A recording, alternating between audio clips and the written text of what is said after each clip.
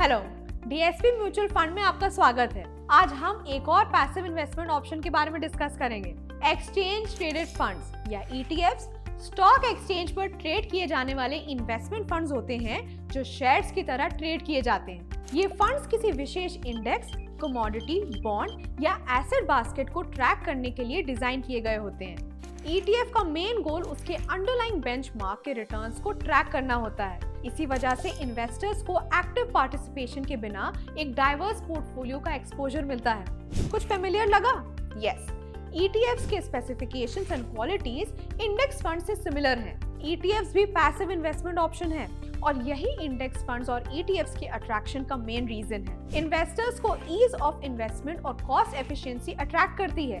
ये दोनों investment option बिना कांस्टेंट मॉनिटरिंग या बिना रिसर्च इन्वेस्टर को ब्रॉड मार्केट एक्सपोजर देते हैं। इंडेक्स फंड्स और ETFs में कुछ सिमिलैरिटीज हैं, पर उनके स्ट्रक्चर में थोड़ा डिफरेंस भी है। इंडेक्स फंड्स वो म्यूचुअल फंड्स होते हैं जो नेट एसेट वैल्यू NAV पे ट्रेडिंग डे के एंड में खरीदे या बेचे जाते हैं। वहीं ETFs स्टॉक एक्सचेंज पर पूरा दिन ट्रेड होते रहते हैं, जिनकी प्राइस मार्केट के डिमांड और सप्लाई के अकॉर्डिंग बदलती रहती है। ETFs हाईली ट्रांसपेरेंट होते हैं, जहां इन्वेस्टर्स को स्पष्ट रूप में पता चलता है कि उनकी इन्वेस्टमेंट कहां अलॉटेड है।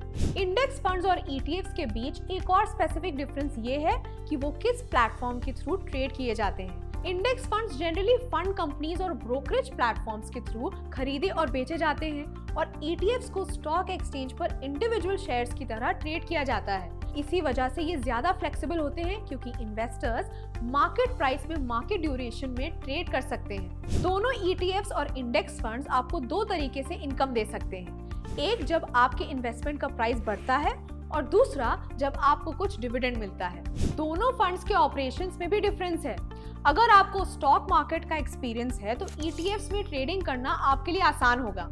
आप अलग अलग टाइप के ऑर्डर्स जैसे कि मार्केट ऑर्डर्स, लिमिट ऑर्डर्स लगा सकते हैं। आप डेटा स्टडी कर सकते हैं, जिसकी मदद से आप शेयर मार्केट को समझ सकते हैं। जबकि इंडेक्स फंड्स ऑपरेशन के पॉइंट ऑफ व्यू से म्यूचुअल फंड्स ही होते हैं। आप इन्वेस्टमेंट के लिए systematic investment plans, systematic transfer plans जैसे स्कीम्स यूज कर सकते हैं या लमसम अमाउंट भी इन्वेस्ट कर सकते हैं। एट द एंड इन्वेस्टमेंट के दोनों ऑप्शंस अच्छे होते हैं। इन इन्वेस्टमेंट ऑप्शंस की थोड़ी सी समझ के साथ इन्वेस्टर्स एक बैलेंस पोर्टफोलियो बना सकते हैं। So keep watching, keep investing.